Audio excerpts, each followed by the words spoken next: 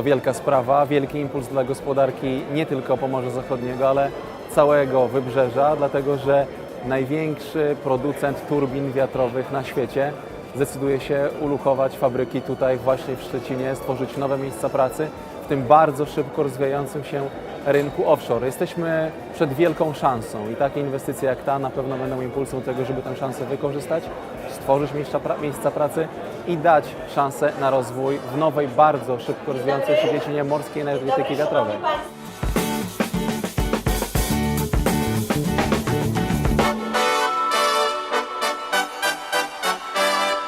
For us, it's a very important moment, and again, it's now focused on the offshore market, which is taking off in Poland at the Baltic Sea.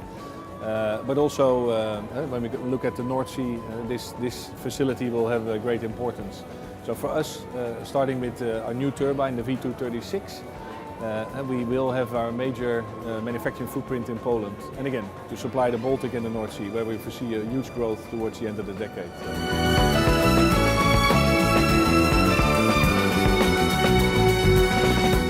No to jest bez wątpienia przełomowy moment, jeżeli chodzi o rozwój energetyki wiatrowej w Polsce.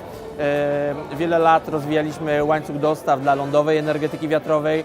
No dzisiaj widzimy, że jest szansa realna na to, aby Polska również stała się ośrodkiem rozwoju tego przemysłu dla morskiej energetyki wiatrowej i najlepszym przykładem jest właśnie dzisiejsze otwarcie fabryki, zapowiedź otwarcia fabryki, rozpoczęcia budowy właśnie firmy Vestas, która będzie montownią największych na świecie turbin 15-megawatowych, możliwe, że w przyszłości nawet większych. Dlatego no, tutaj jesteśmy bardzo podekscytowani tym. Patrzymy również na zapowiedź już Vestasa z perspektywy drugiego brzegu Szczecina, gdzie będzie fabryka, która będzie dostarczać największe na świecie łopaty dla morskich farm wiatrowych. Te dwie fabryki to tylko początek.